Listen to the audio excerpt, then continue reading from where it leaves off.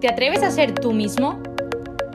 Si sobrevives pero quieres empezar a vivir, lucha por ser un joven auténtico, de esos fuertes, valientes, completos y felices. No dejes que te lo cuenten. ¡Vívelo! Hola a todos y bienvenidos un día más a nuestro podcast. En el episodio de hoy tenemos la suerte de contar con un testimonio que va a complementar y ayudarnos a ver que realmente todo lo que estamos viendo de los temas de pornografía en los últimos episodios que hemos tratado, pues es una realidad, que no es una teoría que estamos nosotras aquí intentando meter a la gente en la cabeza, sino que de verdad afecta en la vida de las personas, y para ello pues hoy contamos con un gran invitado que nos va a abrir su corazón y nos va a contar su experiencia con todos estos temas. Así que os pido a todos los que queréis escuchar que abráis mucho vuestro corazón, que no juzguéis y que acojáis todo el corazón, que es seguro que algo os va a servir y os va a cambiar. Así que muchísimas gracias, Javier, por estar aquí con nosotros. Gracias a vosotras, un placer, por supuesto, y encantado de ayudar a mucha gente que nos estará escuchando y que seguramente pues muchos se sentirán interpelados en el fondo. Javier, a ver, para ubicarnos, si nos quieres contar cuántos años tienes, de dónde vienes, tu familia, tu historia y cómo pues te metiste en todo el mundo de la pornografía. Muy bien, pues mira, yo tengo 44 años y estoy casado, tengo 3 hijos pequeños. Vivo en Barcelona, tengo una empresa de formación. Durante muchos años estuve trabajando en tecnología. Trabajé en la empresa Google. Fui, de hecho, el primer empleado de YouTube en España. Y desde hace pues, unos 10 años más o menos tengo una empresa de formación y hago training en todo lo que es influencia, negociación, presentación, productividad, todo esto para empresas, ¿no? Entonces, para responder a tu pregunta de cómo me metí en la pornografía, bueno, yo creo que en mi caso, yo creo que en el 100% de los casos, uno se mete por curiosidad. Yo me acuerdo que creo que fue a los 7 años más o menos, vi una fotografía pornográfica porque un compañero del colegio la trajo al cole y nos la enseñó a toda la clase en el patio. Y entonces, pues eso, recordé esa foto durante muchos años, ¿no? El problema de la pornografía es que te impacta mucho, te marca mucho en el cerebro y ciertas imágenes se te quedan mucho durante mucho tiempo, ¿no? Entonces, fue así. Antiguamente era así, es decir, que yo no tenía un smartphone en 1985, en este caso, ¿no? O en el 83. No tenía, o sea, era muy, muy difícil acceder. Entonces había revistas pornográficas y, bueno, algunos vídeos de estos VHS. Pues entonces yo tuve algunos impactos así de pornografía, pero pocos, ¿eh? En el fondo, de cuando era pequeño. Adolescente, es verdad que impactantes, porque cuando uno ve, pues le impacta y lo recuerda y le produce mucha curiosidad. Y de hecho yo lo conecto mucho con el cuento de Hansel y Gretel. Hay un bosque en una casa súper atractiva de chocolate, ¿verdad? Que sabe muy bien, pero por dentro hay mucho mal. De hecho, ahí está podrida y hay una bruja, ¿no? Y la pornografía para mí es un poco así. Es decir, que es un veneno con un sabor súper dulce que te atrae y te gusta al principio y desde el punto de vista más animal, pues es muy atractiva. Sin embargo, por dentro, progresivamente, te va haciendo un mal, ¿no? Y a veces no eres consciente. Y mucha gente, de hecho, no es consciente de eso todavía, ¿sabes? Yo afortunadamente pues lo fui y poco a poco pues recorrí un camino, ¿no? Entonces, a partir de fíjate, tengo 45, pues a los, yo qué sé, 25, 26, fíjate, en 2005, 2008, esos 3 años cambian totalmente el panorama. ¿Por qué? Porque hay 3 cosas que pasan. Uno es que la Internet de banda ancha de alta velocidad se integra en casi todos los hogares en Occidente. 2, nace YouTube. Y con YouTube no me refiero a que YouTube esté conectado con la pornografía, ¿eh? Pero YouTube lo que hace es cambiar cómo se intercambian los vídeos. Lo hizo súper fácil. Antiguamente era muy complicado. Pesaba mucho, los enviabas por email. YouTube lo que hace es transcodificar todos los formatos y los mete en Flash. Súper fácil de acceder. Y el tercer punto es el smartphone. Entonces, estas 3 cosas lo que hacen es que la pornografía, de hecho, pues se adapta a esa tecnología y lo hace pues absolutamente masivo, gratuito, súper accesible y súper abundante, ¿sabes? Entonces, yo tenía 25, 26, entonces a partir de ahí, que además me fui a vivir, pues estuve en el extranjero un tiempo y luego estuve en Madrid. Yo soy de Barcelona, todo esto. Pues ahí pues vivía solo y fue ahí cuando ya pues me metí más, ¿sabes? Por pura curiosidad y en fin, por todo lo que he dicho, ¿no? Fue ahí justo cuando me sedujo más. Y no sé cuándo conocerías a la que hoy es tu mujer, pero todo eso, o sea, el meterte tanto en la pornografía, ¿cómo te afectó a la hora de tener un noviazgo Mira, yo tengo que decir, yo no fui adicto en el fondo, ¿eh? Y eso es lo más interesante, ¿eh? O sea, no era alguien que se metiera ahí todos los días, a todas horas, para nada, ¿eh? Y de hecho, y tampoco cambiaba mis planes por eso. O sea, era un uso más esporádico, a veces recreativo, pero no, yo no te diría que fuera adicto a eso. Entonces, lo digo porque igual alguien está escuchando y está pensando, bueno, este señor ha sido adicto. No, no, no, para nada, ¿eh? De hecho, no sé, las estadísticas son brutales, pero el 80% de los hombres lo hacen en más o menos medida, ¿verdad? Adictos no sé si hay, no sé qué porcentaje es, la verdad, pero la idea es que o sea, la pornografía en sí lo que me hizo a mí fue cambiar también la mirada hacia las mujeres. O sea, como te metes en esto y piensas, bueno, sabes, al final el objetivo para mí es pasármelo bien, es que incluso pueda yo reproducir imágenes que he visto. Pues yo tuve muchas relaciones, muy esporádicas además, con muchas mujeres y eh, siempre eran relaciones súper cortas, o de días, o de semanas, o de pocos meses, ¿no? Entonces, cuando conocí a mi actual mujer, hace pues ya bastantes años, es verdad que, fíjate, ahí empecé a ver las cosas de manera distinta. Me empecé a sentir mal, de hecho, y además cuando la conocí, curiosamente, empecé a ir a misa todos los domingos. Y se sorprendía y me dijo, oye, tú eres un chico muy, muy católico, ¿no? Porque yo no, me dijo ella, yo no lo soy mucho, la verdad. Y yo, bueno, en realidad tampoco tanto. Desde que te conocí a ti empecé a ir a misa, pero fue curioso, ¿eh? Porque, pues eso, yo vi futuro en la relación y entonces inconscientemente, pues yo qué sé, Dios me fue llamando un poco ¿sabes? Y al final pues me empecé a hacer cosas ya para reordenarme, ¿sabes? Entonces, pues me pasaron varias cosas, ¿eh? Por un lado eso, yo a todo esto antes era creyente, sí, pero desde el punto de vista muy, a ver, muy racional, ¿sabes? O sea, creo que Dios ha creado el Big Bang, sí. Creo que hay vida después de la muerte, sí, pero bueno, poco más. Es un poco inaccesible Dios, ¿sabes? Y Jesucristo fue una persona pues, que hace 2000 años apareció en Palestina, hizo milagros y también poco más. ¿Me explico? Ahora bien, el hecho de que, bueno, conociera pues a mi mujer, a la que, en fin, sería mi mujer, como os he dicho, pues fue reestructurando mi vida y a la vez me fue creando más conflicto interno, ¿sabes? Era como que por dentro pensaba, en el fondo estoy siendo hasta cierto punto infiel, ¿sabes? Porque estoy viendo pues esas imágenes y tal. Entonces, bueno, pues intenté no hacerlo, pero lo hacía, ¿sabes? Porque al final los hábitos son muy, pues te enganchan mucho los hábitos, pero no en este caso, sino en general, ¿sabes? Como cuando tú te pones a hacer una cosa, imagínate, no sé si fumáis o habéis fumado alguna vez, los fumadores te dicen, pues yo qué sé, después de comer me voy a fumar un cigarro, o después de hacer esto porque tu cerebro conecta hábitos en el fondo, ¿no? Entonces la pornografía es muy así, ¿eh? Una vez ya has generado el hábito, es fácil recaer, ¿sabes? Imaginaos una selva virgen, ¿verdad? El primer guía que pasa por ahí, imaginaos una persona que pasa con un sable y empieza a cortar un poco las ramas para hacer un caminito, ya está, ya ha hecho un caminito, ¿verdad? Entonces pasa una segunda persona, pasa por el mismo caminito y ya se ha hecho un surco, ¿vale? Entonces ya se ha hecho un caminito enseguida.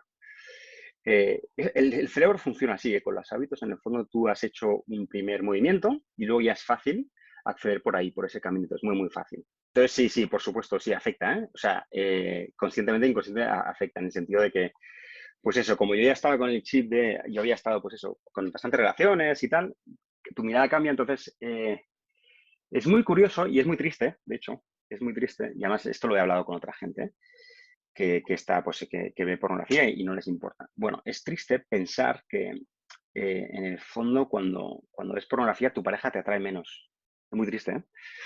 Eh, ¿Por qué? Pues porque tu cerebro está acostumbrado a unos estímulos muy fuertes y entonces tu pareja te atrae menos. Y eso se nota a nivel relacional, se nota mucho, ¿no? Entonces afecta. Y yo lo sé además porque, insisto, lo he hablado con otra gente y a algunas personas les ha afectado mucho más, ¿no? Eh, entonces, te digo, la pornografía genera estas dos cosas, ¿eh? Primero, necesitas más cantidad de estímulo para llegar al mismo nivel de placer, por un lado. Y dos, tu pareja te atrae menos, sin duda.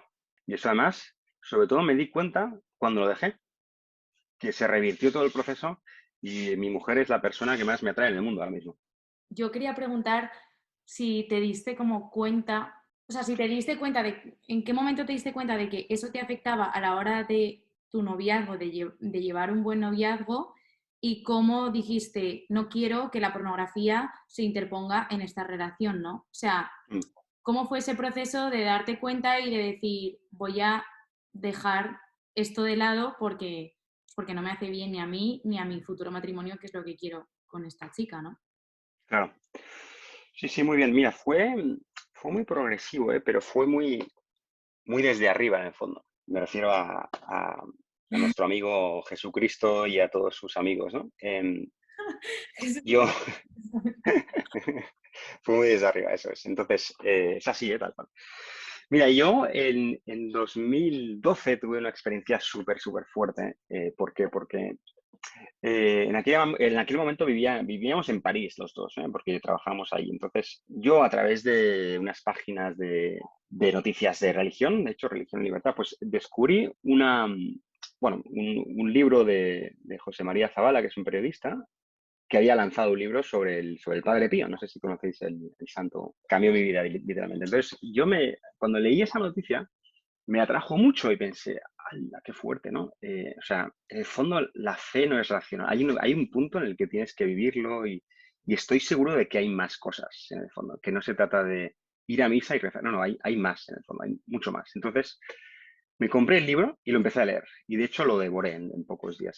Una noche, un domingo, 12 de agosto de 2012, estaba leyendo el libro y en ese momento estaba en mi piso, con la que era mi novia, no era mi mujer todavía, y entonces estaba solo en el dormitorio leyendo un libro, o sea, leyendo el libro y leía un capítulo sobre el aroma del Padre Pío. Es decir, que está muy verificado que él olía mucho a flores, él expendía un gran aroma pues a flores sí, en general, temas florales, rosas, lirios, etcétera, ¿no? Entonces, el capítulo que leía era sobre eso.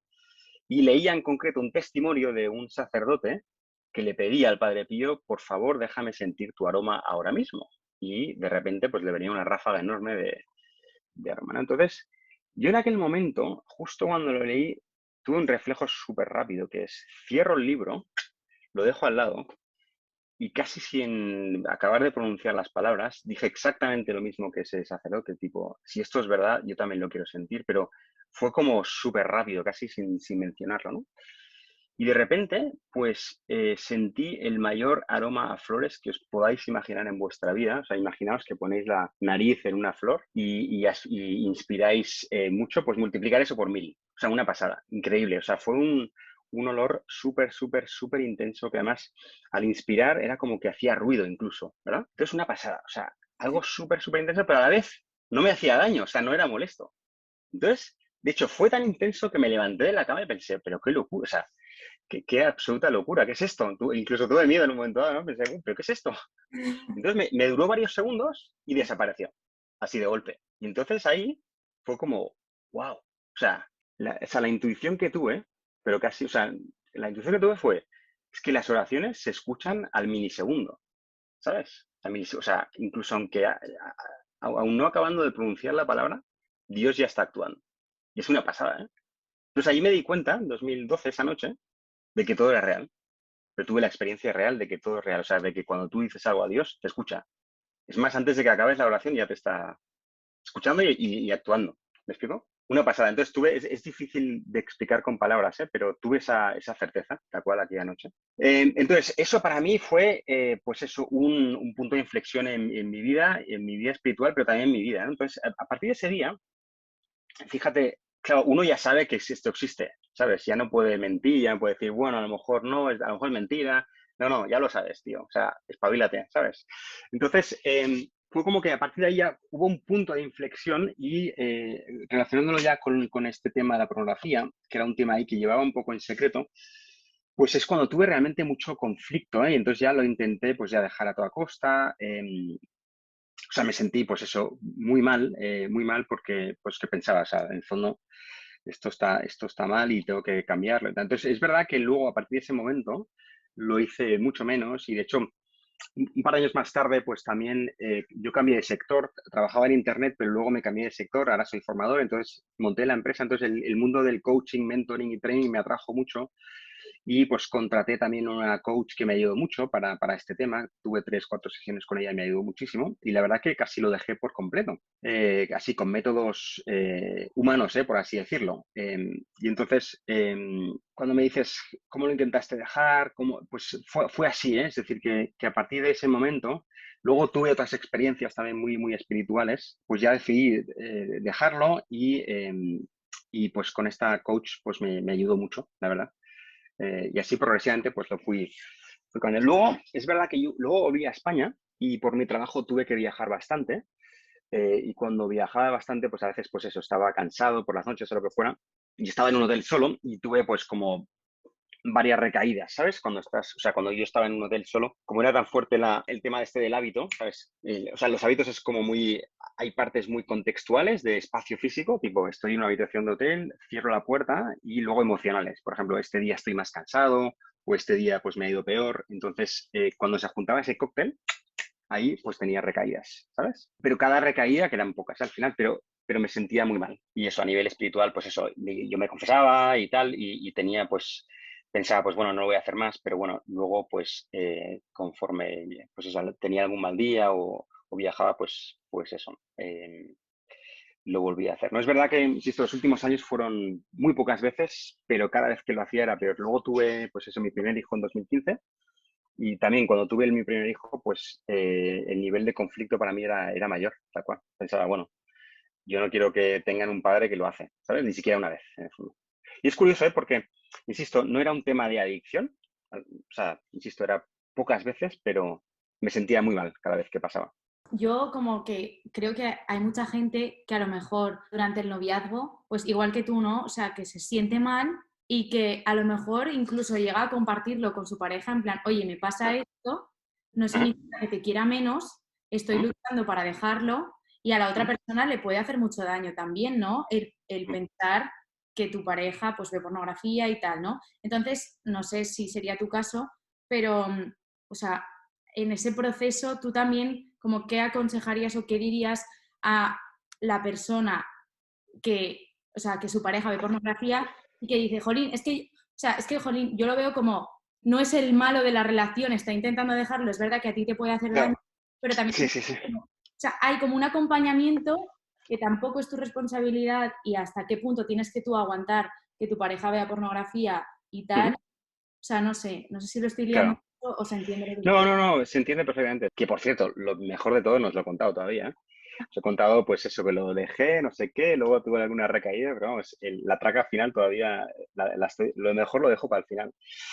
Mira, para responder a tu pregunta, o sea, yo no lo comenté con ella, en ese momento. Yo creo que ahora, si volviera a pasar, lo comentaría, ¿sabes? Porque lo viví con mucha soledad y bueno, pues insisto, cuando lo confesaba y con esta coach de hace años, y con algún amigo, pero vamos, lo viví con soledad. Entonces, a todo esto, a ver, yo siempre soy una persona feliz y encantado y tal, ¿eh? Lo que pasa es que esta parcela era como una parcela un poco, ¿sabes? Estanca, ¿sabes? Como para mí y tal. Entonces, yo recomendaría a la gente, en pareja sobre todo, que lo digan.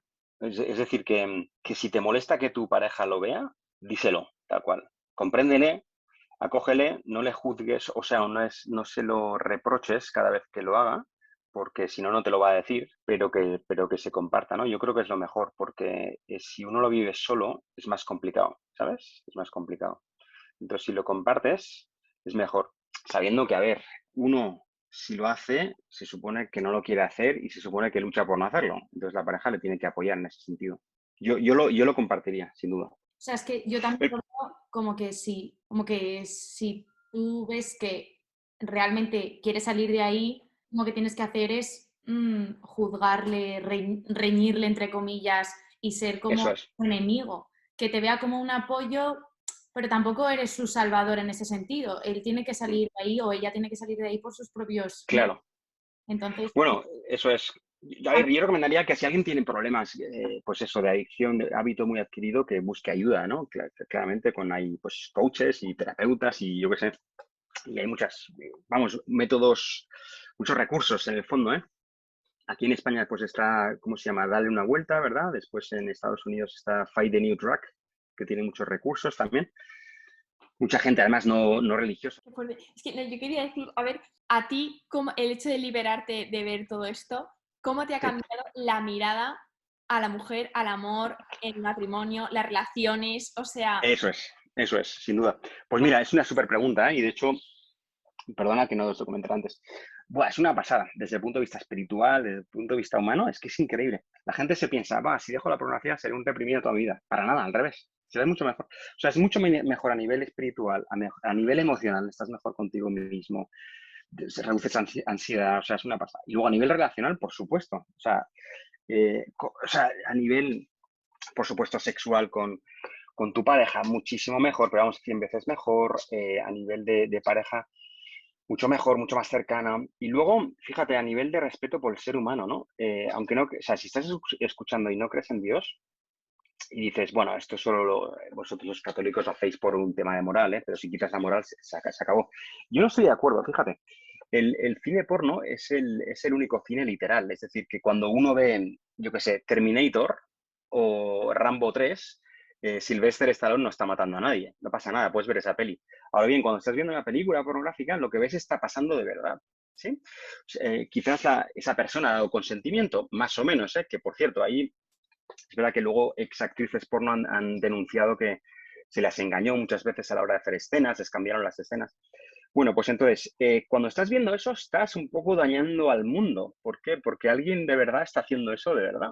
¿Me explico? Entonces yo creo que a nadie le gustaría ni que su madre hiciera eso, ni que su hija hiciera eso, ni que su nieta lo hiciera. Nadie de su entorno, ¿verdad? Dirías, no me importaría que, ¿sabes?, que alguien de mi entorno lo hiciera. Entonces, también en eso afecta, ¿eh? Es decir, con tu mirada al mundo, hacia el ser humano, hacia las mujeres, en mi caso, ¿eh? Pues claro que afecta. Yo antes, quizás inconscientemente, veía a la mujer, imagínate, pues veo a una mujer en la playa semidesnuda, pues era distinto, porque, pues eso, la miraba con cierta, ¿sabes? Era distinta esa mirada. Y ahora ya no. O sea, quiero decir que la veo como un ser humano y como una, pues eso, una persona creada por Dios y con mucha dignidad, ¿sabes? Entonces, por supuesto, cambia absolutamente todo, ¿eh? Insisto, a nivel emocional, espiritual, relacional y la mirada al ser humano, tal cual, ¿eh? Y hablo de mujeres, pero vamos, que los hombres igual, ¿eh? O sea, al final hay actores pornográficos, o sea, al final es eso, ¿eh? vale, y yo iba a preguntarte, claro, tú en el fondo te casaste y seguías viéndolo, pero mucha gente piensa que cuando se case lo va a dejar. O sea, Sí, como que instantáneamente se casa y lo deja. sí, ¿No? En plan, y somos católicos y ya tendré relaciones y ya lo voy a dejar. ¿Eso es sí. verdad? O sea, ¿tú lo puedes de repente de un día para otro dejarlo? Yo no tengo la verdad, ahora bien, yo lo dudo mucho, muchísimo, que uno se case y lo deje por así, por arte de magia. Que es posible que haya algún caso anómalo, pues puede ser, pero yo lo dudo mucho, ¿sabes? Lo dudo mucho porque no es fácil dejarlo esto por completo de un día para otro. Yo tuve la suerte, ya os cuento, lo que me pasó al final, que me pasó hace más de 4 años. Mira, yo en marzo de 2018 estuve en un retiro con mi familia, de hecho en Salamanca, y estuvimos en un retiro con jesuitas y tal, era un retiro familiar, ¿vale? Y entonces el jueves santo estábamos bueno, por la mañana un sacerdote nos hizo hacer unos ejercicios y tal, y nos dijo, esto lo tenéis que hacer individualmente, no lo podéis hacer con vuestra pareja, con lo cual os esparcís por ahí. Bueno, entonces era un centro religioso en Salamanca, pues muy grande, con jardines y con mucho edificio, muchas salas y tal. Y yo me fui caminando por ahí, me fui a una sala solo, y aquel día, justo era 29 de marzo de 2018, yo leo La Vanguardia, entonces le doy la vuelta a La Vanguardia y en la contra estaba Raúl Eguía, que creo que habéis hablado con él. Entonces, Raúl es un biólogo, bueno, ahora ha cambiado de profesión y es escritor, ¿no? Pero él, ahí en la contraportada de La Vanguardia contaba su testimonio. Él era ateo, muy ateo, y era muy adicto a la pornografía, cuenta él. Y una noche al borde del suicidio, lo cuenta La Vanguardia esto, miró hacia el cielo y le dijo a Dios, si existes, sácame de aquí, porque quiero salir, ¿no? Y dice que él, pues que se curó instantáneamente, que se le borró todo y que en fin, no solo sanó, sino que además se convirtió aquella noche, tal cual, y luego se lo contó a su mujer y tal.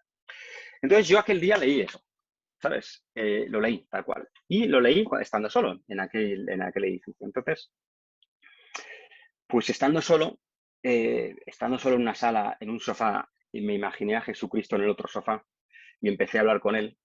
Y entonces pues le comenté, tú sabes toda mi vida, tú sabes todo lo que me ha pasado, tú sabes todo lo que quiero, todas mis frustraciones, todas mis... En fin, tú lo sabes todo. Si lo has hecho con él, con esta persona que es ateo y que no creía en ti, por favor, hazlo conmigo, que yo creo en ti. Y le supliqué eso aquella mañana, tal cual. Y entonces en aquella mañana, sentí un... Difícil de escribir con palabras, ¿eh? Pero como que un peso se me sacaba de encima, de repente, y sentí una felicidad enorme, una alegría enorme, absolutamente enorme. Y aquel día os puedo decir que se acabó para mí todo eso. O sea, desde aquel día, fijaos, pasaron tres cosas. Primero, se me acabó el hábito. Segundo, no tengo ninguna memoria de nada, de ninguna foto. Os podéis imaginar, ¿eh? Nada, o sea, no recuerdo absolutamente nada. O sea, es como si todas las fotos se me hubieran borrado. Y tres, o sea, tuve la gracia de que cuando pienso en ello, es como cuando pienso en dar una calada, que es como que me entran un poco náuseas. Pues cuando pienso en todo ello, pienso, ¡buah! O sea, no tengo absolutamente ninguna ganas de eso, ¿sabes? Como que me da, ¿sabes? Me da un poco incluso de asco, ¿sabes? Entonces el Señor me concedió estas tres gracias. Una pasada. O sea, y esto es solo lo puede hacer Jesucristo. Yo dudo mucho que un psicólogo, un terapeuta, algo, te pueda generar eso. O sea, esto no es métodos humanos, sin duda.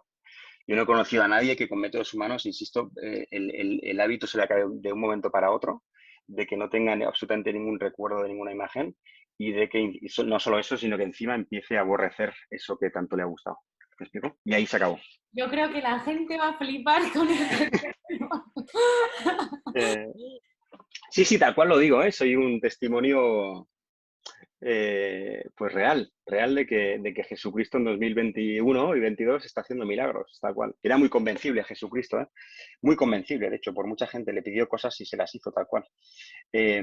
Con lo cual, ahí descubrí también y pude sentir que Jesucristo hace milagros a día de hoy, tal cual. Y es una persona real, y hablas con él y te responde, ¿verdad? Y le preguntas cosas y está ahí, y está ahí. Y ya no es un señor de Palestina que estuvo hace 2000 años, no, que está aquí y está súper vivo. Y yo creo que está más vivo que nunca, fíjate. Vosotras además lo sabéis, el Espíritu Santo está súper creativo, súper presente y tiene ganas de hacer muchas cosas. Encima que es Pentecostés. Pues así es, ¿eh? O sea, que yo le diría a todo el mundo que me escuche y que esté metido hasta cierto punto, que tenga esperanza, o sea, y de que esto, fíjate, a mí el perdón no me bastaba. Yo me iba a confesar y me perdonaba, pero incluso a veces no me quedaba tranquilo.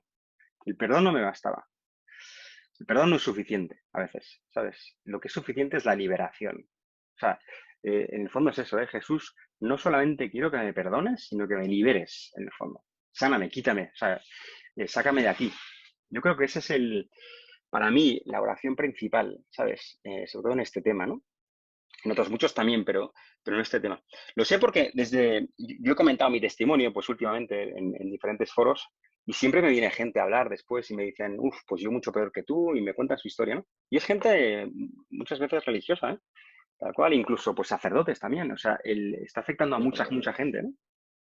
Entonces yo les diría, o sea, de aquí se sale seguro, ¿sabes? Se sale con métodos humanos, está bien, pero vamos, los más potentes son los que vienen de arriba, sin duda.